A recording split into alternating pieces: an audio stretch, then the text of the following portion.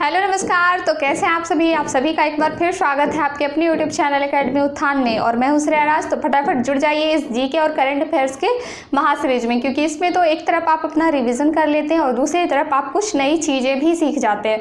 तो इस तरह से आपका करंट और जीके इन दोनों का रिविज़न हो जाता है। तो इसीलिए आप लोग हर शाम 4 बजे लाइव जुड़िए और अपने दोस्तों को भी शेयर कीजिए ताकि वो लोग भी लाइव जुड़ सके। इसे अधिक से अधिक लोगों तक पहुँचाइए।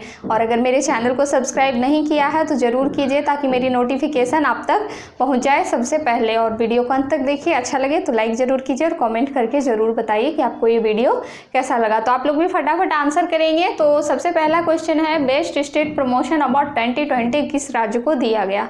बेस्ट स्टेट प्रमोशन अवार्ड 2020 किस राज्य को दिया गया? तो देख लीजिए इसमें क्या है कि ये 2 तरीके से दिया गया है। ये जो दिया गया ये 2 तरीके से, एक तो दिया गया स्पोर्ट्स के लिए, एक दिया गया स्पोर्ट्स के लिए। एक स्पोर्ट्स के लिए दिया गया कि स्पोर्ट्स के क्षेत्र में जो स्टेट प्रमोशन अवार्ड 2020 तो ये मिला है मध्य प्रदेश को। स्पोर्ट्स के क्षेत्र में ये मिला है मध्य प्रदेश को, ये अवार्ड दिया गया। और ये किसके द्वारा दिया गया? तो ये दिया गया फिक्की के द्वारा। ये फिक्की के द्वारा दिया गया best state promotion award Madhya Pradesh को। इसके अलावा जो एक और अवार्ड, यानी कि इसी में एक और अवार्ड दिया गया कोरोना से जंग के लिए, यानी कि कोरोना से जो जीता, यानी कि कह सकते हैं हम कि कोरोना की होड़ में जो स्टेट की खुद को अच्छे से संभाल लिया हो, तो उसमें दिया गया किसे? तो उसमें असम को दिया गया। उसमें किस राज्य को दिया गया? तो उस पे असम को दिया गया विंग्स अवार्ड, यानी कि बेस्ट स्टेट प्रमोशन अवार्ड के रूप में। अब देखिए फिक्की के द्वारा ये स्पोर्ट्स दिया गया। तो अब मध्य प्रदेश के बारे में कुछ बातें जानते हैं। जब मध्य प्रदेश आ गया तो मध्य प्रदेश को टाइगर स्टेट के नाम से जानते हैं। मध्य प्रदेश को किस नाम से जानते हैं? टाइगर स्टेट के नाम से। इसके अलावा इसे तेंदुआ स्टेट के नाम से भी जानते हैं। मध्य प्रदेश को तेंदुआ स्टेट के नाम से भी जानते हैं। और मध्य प्रदेश जो है, मध्य प्रदेश में ही क्षेत्रफल के आधार पर सर्वाधिक वन है। क्षेत्रफल के आधार पर अगर पूछा जाए कि सबसे अधिक वन कहाँ है, तो क्षेत्रफल के आधार पर सबसे अधिक वन है मध्य प्रदेश में। इसके अलावा मध्य प्रदेश के अगर सीएम की बात की जाए तो ये कौन है? तो ये है शिवराज सिंह चौहान। शिवराज सिंह चौहान जो है ये मध्य प्रदेश के सीएम है, शिवराज सिंह चौहान। इसके अलावा देखिए असम की अगर बात की जाए तो असम में 2 राष्ट्रीय उद्यान है। असम में 2 राष्ट्रीय, इसके अलावा और भी है, लेकिन फेमस जो है, जो बार बार एग्जाम्स में पूछे जाते हैं 2, एक तो काजीरंगा है, एक काजीरंगा है। ये काजीरंगा एक सींग के गेंडा के लिए फेमस है। ये क्वेश्चन बार बार आता है आपके एग्जाम में कि एक सींग का गेंडा के लिए कौन सा राष्ट्रीय उद्यान फेमस है? तो ये काजीरंगा। और कहाँ स्थित है ये? असम में। और दूसरा अगर बात की जाए तो मानस भी एक फेमस राष्ट्रीय उद्यान है असम का। अगर एमपी की बात की जाए तो एमपी में कान्हा, पन्ना, पेंच, माधव ये सब राष्ट्रीय उद्यान है। और यदि मध्य भारत में कहा जाए कि सर्वाधिक राष्ट्रीय उद्यान किस राज्य में है, तो ये मध्य प्रदेश में ही स्थित है। अब देखिए पुस्तक विशेष कोड टू बिन के लेखक कौन है? पुस्तक विशेष कोड टू बिन के लेखक कौन है? तो ये है निरुपमा यादव। ये कौन है? ये है निरुपमा यादव। निरुपमा यादव ने इस पुस्तक को लिखा है विशेष कोड टू बिन। और ये एक अच्छी पुस्तक है। इसमें सबसे युवा टीम के जो कप्तान है, सबसे युवा टीम के जो कप्तान है, मैं लिख देती हूँ फुटबॉलर, यानी कि सबसे युवा टीम कप्तान भृगुवंशी, विश्वेश भृगुवंशी इसका नाम है।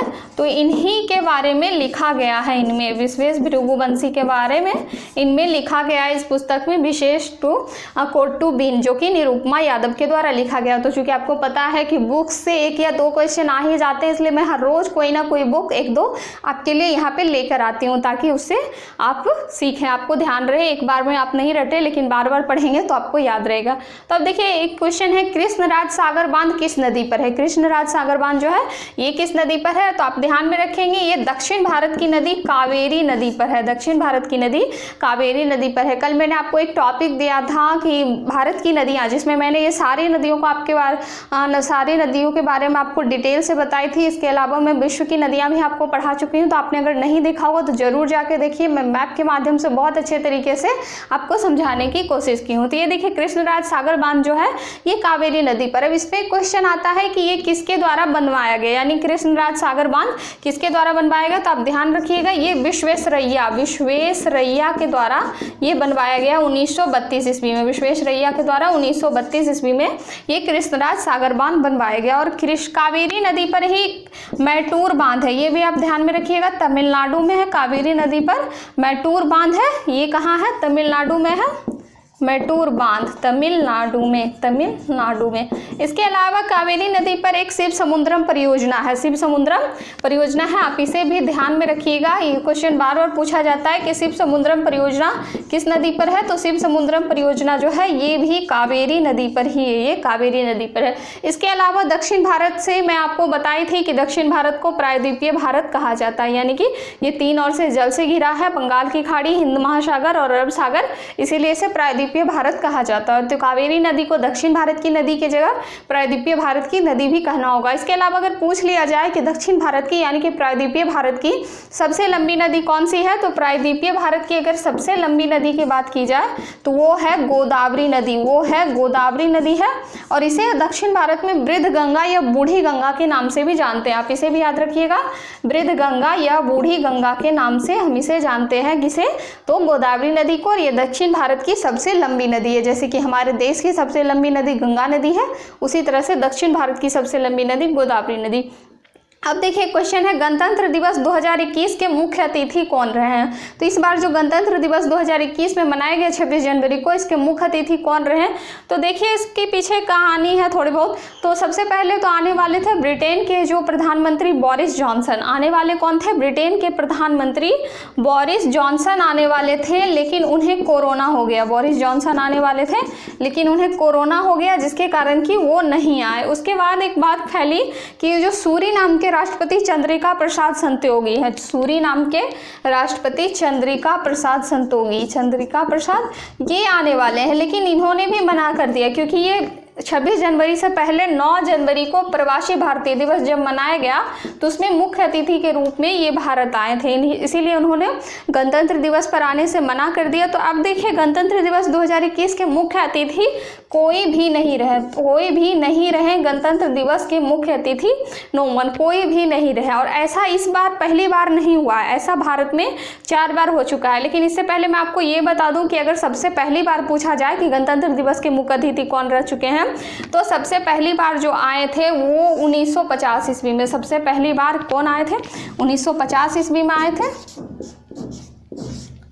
सुकर्णो आए थे। 1950 ईस्वी में सुकर्णो आए थे, इंडोनेशिया के थे ये, इंडोनेशिया के सुकर्णो आए थे 1950 ईस्वी में। और यदि बात की जाए कि 2020 ईस्वी में कौन आया मुख्य अतिथि के रूप में, तो आप 2020 ईस्वी में ध्यान में रखिएगा कि 2020 में जो आया ये बोल्सोनारो आए थे, ये बोल्सोनारो थे 2020 ईस्वी में जो मुख्य अतिथि के रूप में गणतंत्र दिवस पर आए।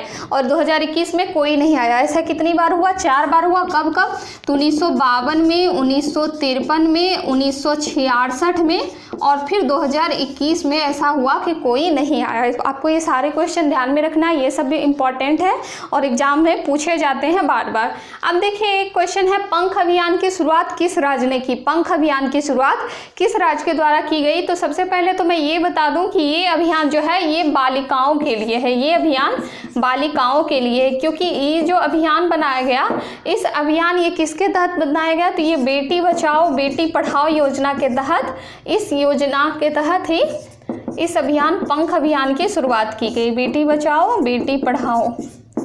बेटी पढ़ाओ योजना जो थी, इसी योजना के तहत पंख अभियान की शुरुआत की गई। ये इसकी शुरुआत हुई थी 22 जनवरी 2015 को हरियाणा के पानीपत से शुरू हुआ, क्योंकि आपको पता है कि हरियाणा में सेक्स रेशियो सबसे कम था, इसीलिए बेटी बचाओ बेटी पढ़ाओ योजना की शुरुआत हुई हरियाणा में। और इसी बेटी बचाओ बेटी पढ़ाओ योजना के तहत पंख अभियान की शुरुआत की गई, जिसमें कि बालिकाओं के लिए ही कुछ दिया गया अधिकार जिसे आप कह सकते हैं। तो ये किस सरकार ने की, किस राज्य ने की, तो ये किया गया मध्य प्रदेश के द्वारा, ये मध्य प्रदेश के द्वारा किया गया पंख अभियान की शुरुआत। और इसमें देखिए अर्थ क्या होता है इसका, PANKH, पंख। P से प्रोटेक्शन हो गया, प्रोटेक्शन यानी कि सुरक्षा, बालिकाओं को सुरक्षा। A से अवेयरनेस यानी कि जागरूकता। N से न्यूट्रिशन यानी पोषण। K से नॉलेज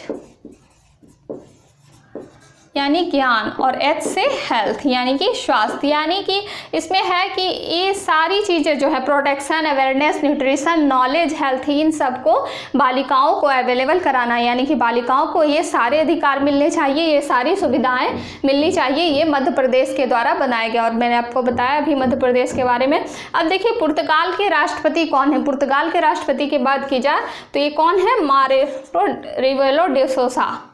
मारेलो रिवेलो, सॉरी मार्सेलो रिवेलो है, हाँ मार्सेलो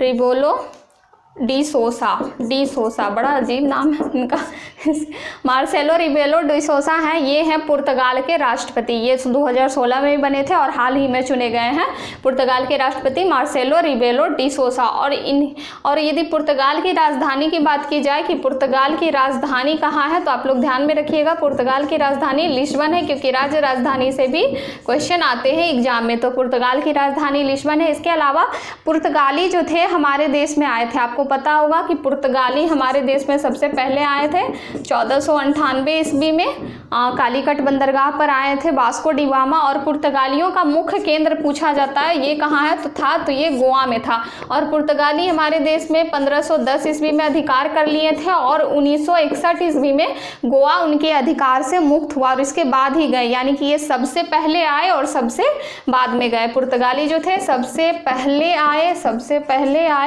और सबसे बाद गए पुर्तगाली भारत से। और पुर्तगालियों ने ही भारत को तंबाकू की खेती करना सिखा दिया। पुर्तगालियों ने भारत को क्या सिखाया, तंबाकू की खेती करना सिखाया। ये क्वेश्चन बार बार आता है, आप ध्यान में रखिएगा। उसके बाद देखिए एक क्वेश्चन है कि भारत पर्व 2021 का उद्घाटन किस मंत्रालय द्वारा किया गया। भारत पर्व 2021 का उद्घाटन किया गया और ये किस मंत्रालय द्वारा किया गया, तो ये किया गया पर्यटन मंत्रालय द्वारा। ये किया गया पर्यटन मंत्रालय द्वारा किया गया भारत पर्व 2021 का उद्घाटन पर्यटन मंत्रालय द्वारा। और इसकी शुरुआत किसने की, यानी कि किसके अभिभाषण से प्रारंभ हुआ, तो ये लोकसभा स्पीकर जो हैं ओम बिड़ला, लोकसभा स्पीकर ओम बिड़ला के द्वारा इसकी शुरुआत की गई। लोकसभा स्पीकर ओम बिड़ला के द्वारा इसका स्टार्ट किया गया, ये ओम बिड़ला के द्वारा।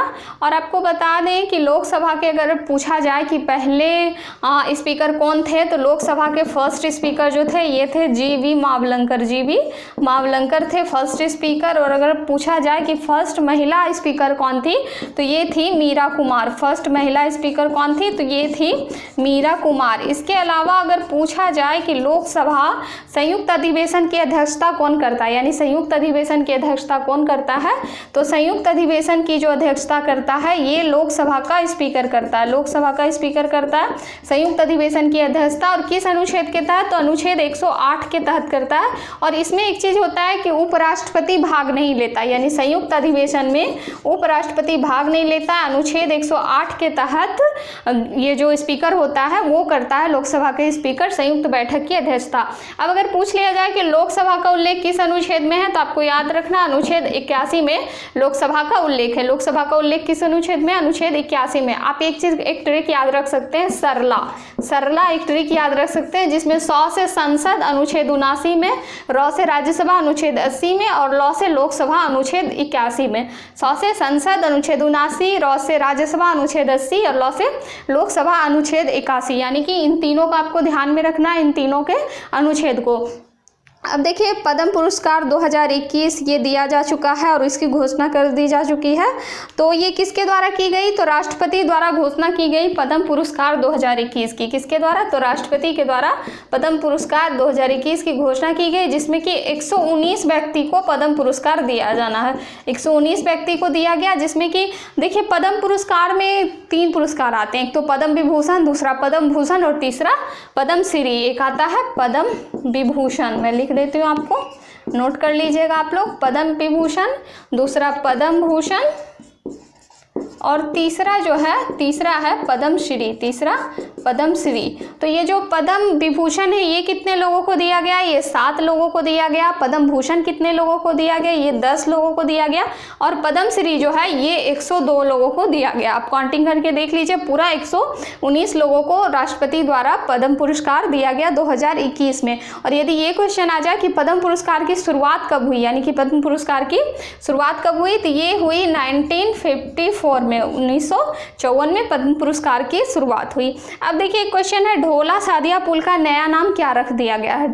ढोला सादिया पुल जो है असम में स्थित है, ये ढोला सादिया पुल, और इसका नया नाम क्या रख दिया गया, तो इसका नया नाम है भूपेन हजारिका पुल। भूपेन हजारिका पुल इसका नया नाम रख दिया गया, भूपेन हजारिका पुल, ये असम में है ढोला सादिया पुल। चूंकि आपको याद होगा कि 2015 में 3 व्यक्ति को भारत रत्न दिया गया, 3 व्यक्ति को भारत रत्न दिया गया, सॉरी 2019 में 3 व्यक्ति को भारत रत्न दिया गया, जिसमें कि प्रणब मुखर्जी, दूसरे भूपेन हजारिका और तीसरे थे नानाजी देशमुख। और इन्हीं भूपेन हजारिका के नाम पे असम में जो ढोला सादिया पुल था इसका नाम बदलकर भूपेन हजारिका पुल कर दिया गया। तो आपको ये सारे क्वेश्चन ध्यान में रखना है। उसके बाद देखिए एमपैक्स 21 का आयोजन कहाँ हुआ। ये जो एमपैक्स 21 है इसका आयोजन कहाँ किया गया, तो ये किया गया अंडमान निकोबार में किया गया इसका आयोजन। अंडमान निकोबार की अगर राजधानी की बात की जाए तो इसकी राजधानी कहाँ है, तो पोर्ट ब्लेयर इसकी राजधानी है, पोर्ट ब्लेयर राजधानी है। अब ये एमपैक्स 21 है क्या, तो ये जो एमपैक्स 21 है ये हमारे देश के जो तीनों सेना है उसका संयुक्त युद्धाभ्यास जिसे कह सकते हैं। तो ये संयुक्त युद्धाभ्यास है, ये इसलिए कराया गया ताकि तीनों जो सेना है, संयुक्त युद्धाभ्यास, हमारे देश के जो तीनों सेना है आर्मी, नेवी एंड एयरफोर्स, इन तीनों के विंग कमांडर के बीच सामंजस्य बैठाया जा सके, इन तीनों के विंग कमांडर के बीच सामंजस्य हो, इसी के लिए बनाया गया। अब यदि बात करें आर्मी डे की, ये कब मनाया जाता है, तो 15 जनवरी, एयरफोर्स डे 8 अक्टूबर और एक नेवी डे ये 4 दिसंबर को मनाया जाता है। तो ये सब आप ध्यान में रखेंगे। उसके बाद हम चलते हैं 11वें नंबर क्वेश्चन पे। तो 11वां नंबर क्वेश्चन है विश्व आर्थिक स्थिति और संभावना रिपोर्ट 2021, यानी कि 2021 में विश्व आर्थिक स्थिति और संभावना रिपोर्ट किसके द्वारा जारी की गई, किसने जारी की, तो ये किया संयुक्त राष्ट्र ने, यानी कि संयुक्त राष्ट्र के द्वारा जारी किया गया, संयुक्त राष्ट्र संघ द्वारा 2021 में आर्थिक स्थिति और संभावना रिपोर्ट। देखिए अब ये है क्या, तो इसमें जो विभिन्न देशों की आर्थिक स्थिति का उसका वर्णन किया गया, उसका रिपोर्ट लाया गया कि कितना बढ़ा है कितना घटा है। चूँकि आपको पता है कि कोविड-19 की वजह से देश सारे प्रभावित हुए, कोविड-19 से बहुत सारे देश प्रभावित हुए, जिसमें कि आर्थिक स्थिति गिरावट में आई, फिर बढ़ोतरी हुई, तो उसी का एक रिपोर्ट प्रस्तुत किया गया संयुक्त राष्ट्र संघ के द्वारा। अब हम देखते हैं कि इस कोविड-19 में भारत की क्या स्थिति रही, यानी कि इस आर्थिक स्थिति और संभावना रिपोर्ट में भारत में कितनी गिरावट आई, क्या हुई, तो भारत में जो गिरावट आई वो 9.6% की गिरावट आई। कब, तो 2020 में ये गिरावट आई 9.6% की, एरो नीचे मतलब गिरावट। और फिर 2021 में क्या हुआ, भारत में 7.3% की बढ़ोतरी हो गई, यानी कि 7.3% की बढ़ोतरी हो गई। और इसी के साथ भारत बन गया मतलब विश्व का सबसे तेजी से बढ़ने वाला देश बन गया भारत, तेजी से, क्योंकि इसमें 7.3% की बढ़ोतरी हो गई, तो सबसे तेजी से बढ़ने वाला देश भारत बन गया। और यहीं पे अगर चीन की बात की जाए तो चीन में जो बढ़ोतरी हुई 2021 में वो कितनी हुई, तो चीन में जो बढ़ोतरी हुई वो हुई 7.2%, यानी कि भारत से एक कम की बढ़ोतरी हुई और ये दूसरे नंबर पे है। और भारत सबसे तेजी से बढ़ने वाला देश बन गया 7.3% के साथ। अब देखिए कहाँ पर national company law appellate tribunal यानी NCLAT की बेंच का उद्घाटन किया गया। तो सबसे पहले तो आप इसका फुल फॉर्म देखेंगे, national company law appellate tribunal. और ये है क्या, तो ये एक अर्ध न्यायिक या संघीय जिसे कार्यालय कह सकते हैं, अर्ध न्यायिक संस्था जिसे कह दूं, तो ये अर्ध न्यायिक संस्था है national tribunal company law appellate जो ट्रिब्यूनल है, ये क्या है, अर्ध न्यायिक संस्था है।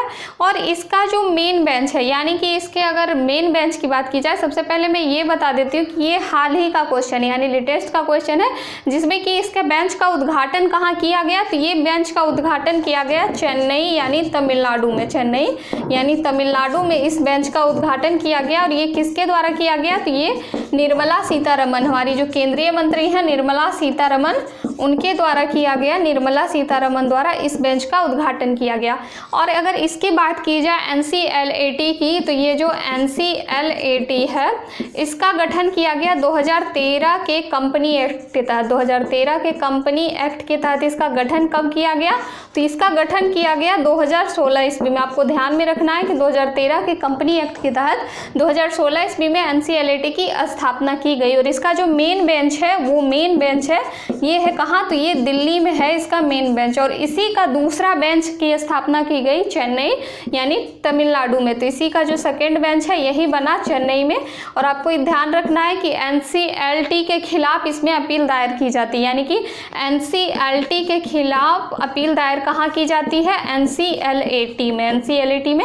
NCLT के खिलाफ अपील दायर की जाती है। और ये अर्ध न्यायिक संस्था है जिसके बारे में मैंने आपको डिटेल से बताया कि इसका गठन कब हुआ, किस अधिनियम के तहत हुआ। अब देखिए कोरोमंडल तट कहाँ है, ये क्वेश्चन है कि कोरोमंडल तट कहाँ है। तो आपको पता है कि मालाबार तट केरल में है, मालाबार तट केरल में है। लेकिन ये जो कोरोमंडल तट है ये कहाँ है, तो ये है तमिलनाडु में, ये है तमिलनाडु में।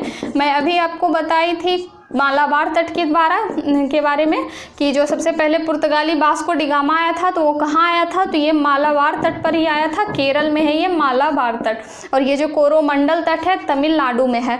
और कोरोमंडल तट की ये विशेषता है कि इसमें पश्चिमी और जो दक्षिणी मानसून होती है, यानी पश्चिम दक्षिण जिसे मानसून कहते हैं, उससे यहाँ पर बारिश नहीं होती है। एग्जाम्स में ये क्वेश्चन आते हैं मानसून से रिलेटेड, तो इसमें पूछा जाता है कि ये जो पश्चिमी दक्षिणी मानसून होती है, इस दक्षिण मानसून से यहाँ पे बारिश नहीं होती है, यहाँ पे बारिश नहीं होती है। और यहाँ पे बारिश किससे होती है, तो लौटते हुए मानसून से यहाँ बारिश होती है, लौटते हुए मानसून से यहाँ पे बारिश होती है, लौटते हुए मानसून से वर्षा होती है यहाँ पे, कहाँ पे, तो कोरोमंडल तट पे तमिलनाडु में। और इसी में जो पूर्वी पवनें जिसे आप कहते हैं वो बहती है। तो आपको ध्यान में रखना है। अगर पूछा जाए दक्षिण भारत का मैनचेस्टर किसे कहा जाता है, दक्षिण भारत का मैनचेस्टर, तो इसे भी आपको ध्यान में रखना है, मैनचेस्टर इसे कहा जाता है कोयम्बटूर को, यानी कि तमिलनाडु में जो कोयम्बटूर है इसी कोयम्बटूर को कहा जाता है दक्षिण भारत का मैनचेस्टर। आपको ये सारे क्वेश्चन भी याद रखना है। इसके अलावा मैं बताई थी कि यहीं मदुरै